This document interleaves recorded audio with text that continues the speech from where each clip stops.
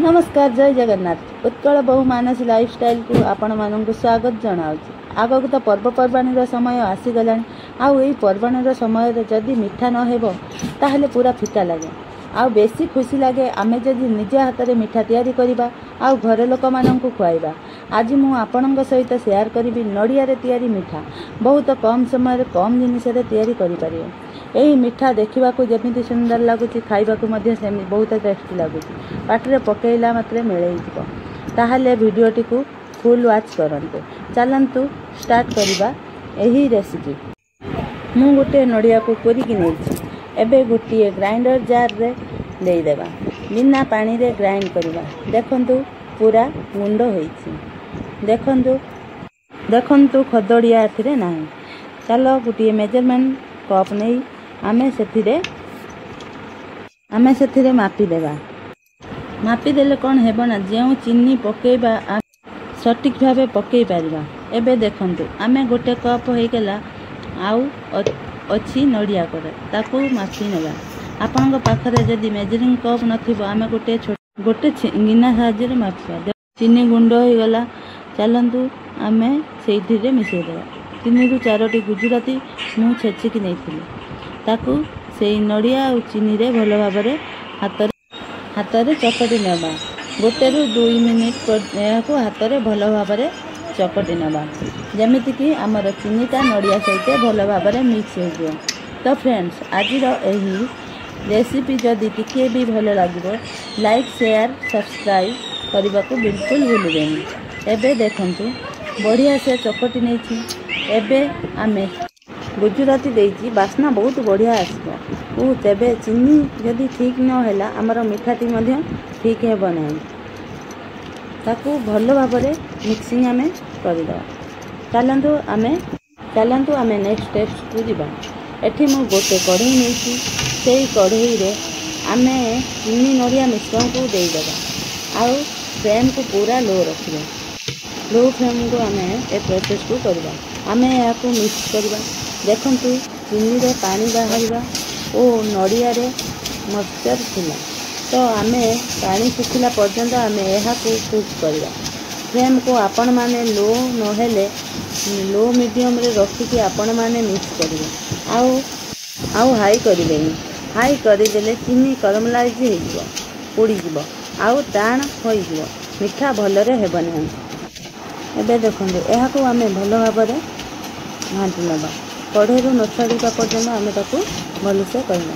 देखंतु यार कलर केमिति चेंज हो गला आउ एटा टिके टिके बहलिया हो जाय। आमे आहुरी गोटे मिनिट कुक करबा। देखि पारुछंती नड़िया हमर कढ़ईरू छाड़ी जाउछि। एबे सेही लो फ्लेम रे मिसई देबा 2 चमच अमूल पाउडर आउ ताकू भलो भाबरे गुळै देबा। एटा पकेइबा द्वारा तार टेस्ट बहुत बढ़िया आसी थाए। तार डोटी सुखिला रहिबनी। अमूल पकेइला परे ताकू भलो भाबरे गोळै देबा। भलो भाबरे न गोळैले से नड़ियाटी बिंडा बिंडा होई जिवो। देखंतु आमे ताकू पिठा काडिया साहाଯ୍य रे हो जदी पिठा काडिया साहाଯ୍य रे न कहि परिबो गोटे ग्लास माध्यम रे आमे ताकू भलो से मेल्ट करबा। भल से मेल्ट होला परे आमे सेई डो को गोटे प्लेट को काढ़ी नबा। गोटे प्लेट को बाहर कर सारिबा परे एहा को हल्का ठंडा करबा। बेसी ठंडा करबानी। बेसी ठंडा हेले आमे मीठा बनै पारिबानी। एबे चलंतु मीठा प्रस्तुत करबा।